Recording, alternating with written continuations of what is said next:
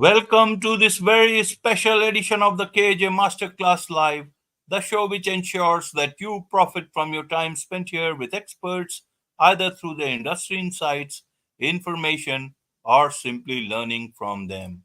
And today we have Miriam Schulman. She is an artist, author, and art business coach, and she's also the founder of the Inspiration Place. Welcome to the show, Miriam. Well, thanks so much for having me. It's an honor to be here. You are welcome. You are welcome to the show, Miriam. You are welcome to India in this online form. And I'm sure not just in India, but a lot of people across the globe will benefit from what we are discussing right now. We'll be talking about how one can transform their art into a thriving business. And before we come to that, let us understand a bit about your journey, Miriam. From a hedge fund to the present founder of the Inspiration Place. A little bit of this journey will help a lot of people understand a lot of things about art and everything related to arts. Okay. I had parents that maybe are not unlike Indian parents. They wanted me to be an engineer, not an artist. And actually, my father had passed away when I was very young. So this was my mother's wish that I became a doctor or an engineer, and anything else was considered a disappointment. But I did take the traditional route. I went to Dartmouth College, I went to MIT, and then I went to Wall Street. And I made all kinds of money, and that was great, but I was very disconnected from my life purpose. So after 9/11 happened, I knew that I could not go back to that world anymore, and I made the decision that I would figure out what my life purpose is. And after some twists and turns, it was art. And once I realized that traditional selling techniques, traditional business could be applied to sell anything, including art, had a way forward. Right, right. I want to understand the impact of art on people's life. We know about it, but how would you could have chosen anything. Art is a lot of time that requires and a lot of energy, passion, and I don't say that you have not that, but people want to have something which is purposeful enough, but also not so rigorous. I want to understand why take this rigorous route, and how did you see your purpose into art. I want to understand that finer point of actually understanding that, okay, not the Wall Street, but this art street is what is going to give me that fulfillment what your earlier career could not. Yeah, that's a really great question because you're right. I could have done a lot of things that were not Wall Street and were not art either. And I saw that art would be a way for me to leave a legacy, not just for myself, but for those who were collecting my art and my paintings. I began my career as a portrait artist, and people came to me for paintings of mostly for of their children.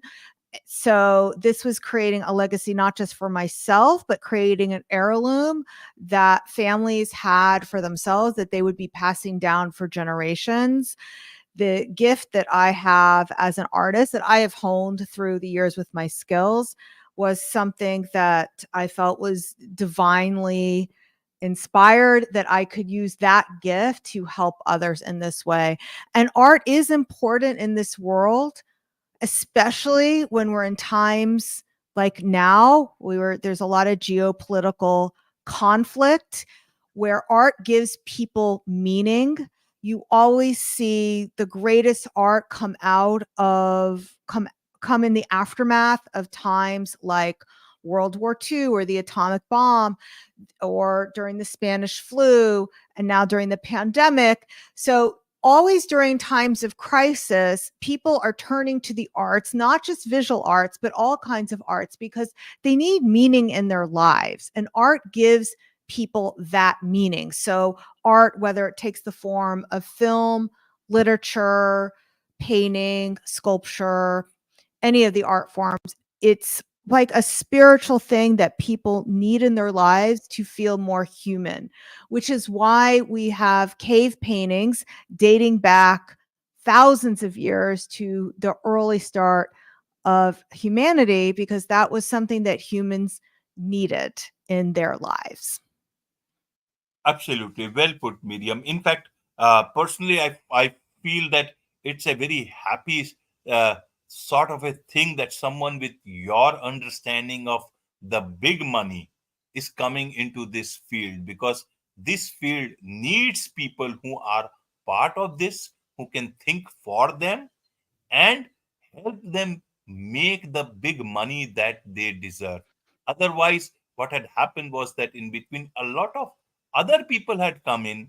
They were trying to monetize it, but that was bringing them good money, not the artists. So in fact, I see it from that happy point of view that your coming would bring that, and that is certainly you are. Doing that from so sales to sold out collection. So I want to understand, Medium, is that you talk about the starving artist mindset. Is it that that sort of creativity brings that starving artist mindset, that they forget altogether about money, that people will talk money only after hundreds of years, when these artists will be gone and not gain enough money in their own lifetimes? Help us understand this artist starving artist mindset. Is it a self created one, or is it society which has created it? How do you see this? Should we understand this, and how do artists get rid of this? Okay, this is another great question of which I'm very passionate about. So, the starving artist mindset, it's not so much self-inflicted. It's something that society has taught us and conditioned us to believe. And the art schools are the biggest villains in this, because they're part of the problem, teaching the students in art schools, oh, you can't make a living with this. If you're trying to sell your art, you're selling out. Where meanwhile, for hundreds of years, artists have profited from being artists. And Right. people like Michelangelo, Rubens, and they used very traditional selling techniques that we use today. So, for example, Rubens was not only an artist, but he was also a diplomat. He is an artist from the Netherlands, for those who aren't familiar. And he became aware that because of what was going to be happening geopolitically during his time, that his art wouldn't be able to get out of the country. So, what he did was he created etchings of his art and had that distributed to all the wealthy families throughout Europe. So, what is that? It's basically advertisements. It's like he made expensive flyers of his art. And that's how he was able to attract very high end commissions. Michelangelo died a millionaire. He was a very savvy business person. And it wasn't like he was just doing it for the art of it. He was also doing it to please his patrons. He was pleasing the Medici family, the popes. The popes are the ones who commissioned him to do the Sistine Chapel. So he didn't say, "Oh, that's not real art because you're going to pay me. My real art is just sculpting. No, thank you to painting." No, he did the ceiling because commercially, that's what was going to bring him his income. So there has been this marriage of commerce and the arts that date back hundreds of years. And for us to ignore that, we're doing people who want to bring art into the world a big disservice, because there really is a path forward for them. I see it in my clients, because now I not only paint for myself for profit, but I teach other artists how to do that as well. And I have hundreds of examples of other artists who are now also able to monetize their art and have a six-figure income from doing so.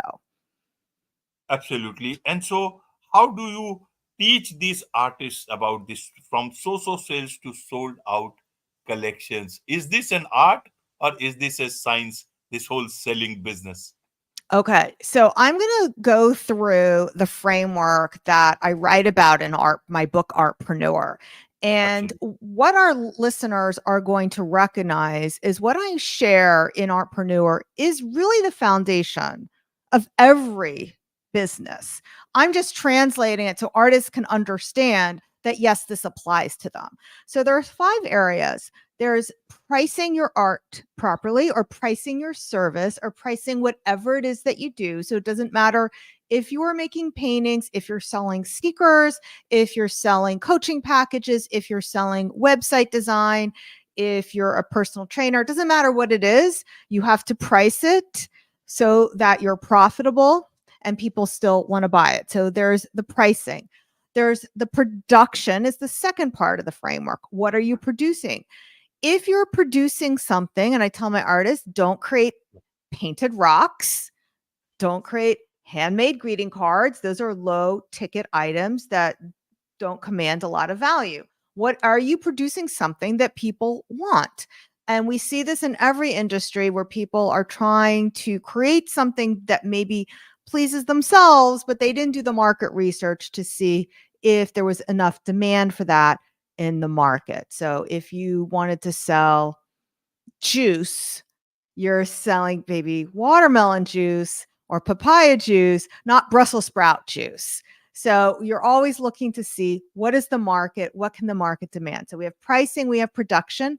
Those two things work hand in hand to build your business. It's a lot easier to build a business around something when you are selling items for $5,000 each than it is to build a business around selling something for $50 each or $5 each. It's just math. The next part is where your customer is going to come from. That's prospecting. And inside Artpreneur and on my podcast, The Inspiration Place, and inside my programs, I talk a lot about building your email list rather than relying on social media, where you are at the mercy of the algorithms. So, Right. prospecting and building a reliable method of keeping in touch with people. And again, as far as artists go, this is something that they have done for hundreds of years. Matisse used to write letters by hand and send little sketches to his best collectors in America. So we have evidence that Matisse did this. This is basically what we can do today much more easily, is keep in touch with our prospects through email. So we have pricing, production, prospecting, promotion, how do you sell, and finally, how do you put all these systems together so that you're focusing on the right things? That's productivity. So what are you selling? What are you pricing at? Who are your customers? How are you selling to them? And how do you stay productive? Those are the 5 areas that make up any successful business, not just art businesses. Wonderful. And where does, the art business coach come in? Where does your the inspiration place come in when all these things are happening at that point in time? Is it because if you are teaching everyone, then who comes to you? Who are the people who come to you? What is it that they come for? What are their general questions that or the things that you help solve for them? Yeah, great question. So I always like to say that I give away 99% of what I know for free on the podcast. So my podcast is The Inspiration Place. And a lot of what I'm talking about today is inside my book, Artpreneur. The artists who come to me, they need help with the implementation and the accountability. Us humans, we're so good at sabotaging ourselves, which is not our fault. We have evolved to keep us safe. We have evolved for survival. We have not evolved for goal achievement. So, anytime we're doing anything that makes us uncomfortable, and building a business is very uncomfortable, no matter who you are, even if you love business, building a bigger business can be uncomfortable. So, anytime you're uncomfortable, what your brain's going to do is it wants to protect you. So, it will create that feeling of fear. When it has that feeling of fear, your brain will come up with all kinds of reasons why this is a terrible idea and you shouldn't do it. And the smarter you are and the more creative you are, the better you'll be at coming up with those stories about why it's a bad idea. So you have fear that leads to doubt. I call it doubt. I don't call it excuses because it doesn't feel like an excuse. These stories we Right. tell them ourselves feel real, but that's what leads to either procrastinating or not doing anything. And some people, what they do when they come up with all these reasons, either get confused and do nothing, or they go into what I call procrastinating mode because they want to do all kinds of research to figure out how not to fail. So they go into analysis paralysis. Either way, they end up not taking the actions they need to take to move their business forward. So what I do as a business coach is not only do I give them step-by-step plans of exactly what they need to do to put everything into action, but also hold them accountable and give them coaching on how to overcome these natural tendencies that we all have. Right. And amidst all this, you are an artist yourself, Miriam. So amidst all these things, how do you do justice to the artist within you? Oh, that's a beautiful question. So I consider everything that I do now my art. I do less painting than I used to do before I had a coaching program and a podcast, but a lot of my creativity goes into my podcast and goes into helping people. We talked earlier about wanting to have this legacy with my art. And after 20 years of selling my own art, I saw that I could have a much bigger impact in the world by helping other artists learn these same skills to sell and market their art as well. So, being a woman in my 50s, being somebody in the 50s, once you reach this age, your legacy becomes more important to you. What is it that you're leaving behind in the world? Wonderful. Well said, Miriam. And now talking about your book, some things you have already said. I want to understand about this book. Who is this book for? Is it only for artists or other people who can learn from this book and use all the learnings into whatever they are doing, creative, less creative, or non-creative? This is a great question. So let me just share with you the book is designed specifically for the creative entrepreneur in mind. So whether you're in theater, dance, performing arts, visual arts, website designers, graphic designers. However, since we've made defined that category of art so broadly, pretty much any entrepreneur would be able to see themselves inside this book. I go through all 5 of the plans. I go through what are the mindset traps you might come against. Some of the teachings that are the most beautiful teachings that would help any entrepreneur are how to overcome objections. I walk through the most common objections. And what I do here that is different than what I normally see in other business books is it's not so much giving people a script for how to overcome objections, but how to help them step into compassion for what their customer is actually thinking. Because when people are making a buying decision, often we think that they're trying to decide if we're worth it, whatever it is that we're selling. Is my art worth it? Is my coaching worth it? Is my web design worth it? Is whatever it is that you offer. However, what your customer is often thinking about is not whether you, the entrepreneur, whatever it is that you're selling is worth it. What they're thinking about is if they are worth spending the money to invest in this thing that they want, that you're offering. And too often we spend too much time trying to convince them why our thing is worth it.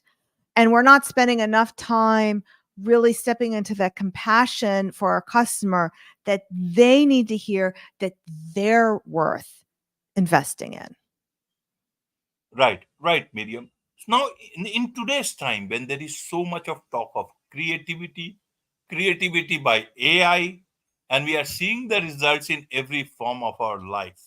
Yeah. So, how do you know actually? How does the artist understand what the customer wants and then accordingly prepare? Is it that they bring their heart out, or or should they understand the heart of the investor or the buyer? How does that work on the ground actually?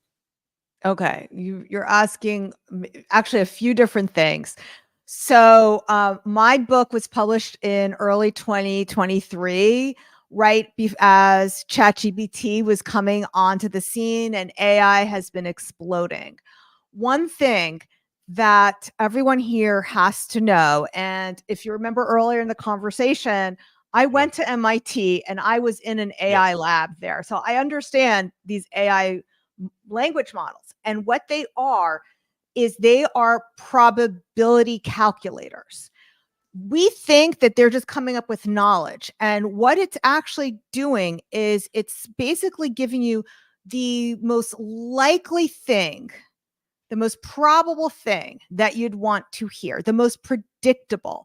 And that, if you're doing anything in the art, if you're doing anything with your marketing, predictable is just boring. It's boring. So Right. there is nothing that humans need to fear from these machines because they are designed to be uncreative. They are designed to be predictable. They are designed to be boring.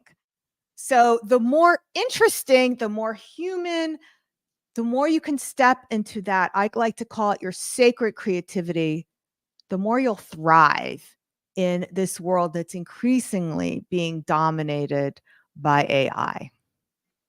Wonderfully put, Miriam. Very, very happy to listen to this part of the explanation and understanding, especially about the predictability part. That predictability can be boring, and this is not what people want. So there is a lot of scope. That's a lot of hope for artists and for other people who are, who are looking at AI and all these things with a bit of, bit of confusion and whatever. Be that as it may, there is much to understand from you about all these things, Miriam, and I'm sure a lot of people would like to connect with you and learn about you, from you, about art, from about your book, and also, be your student, take your coaching. What is the best way for them to do so?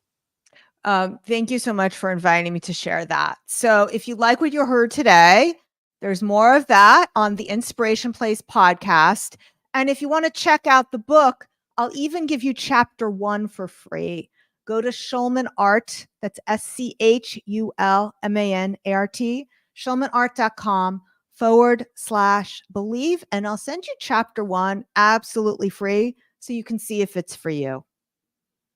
Wonderful. With this, it's a wrap on this very special edition of the KJ Masterclass Live. Thank you so much indeed for joining us.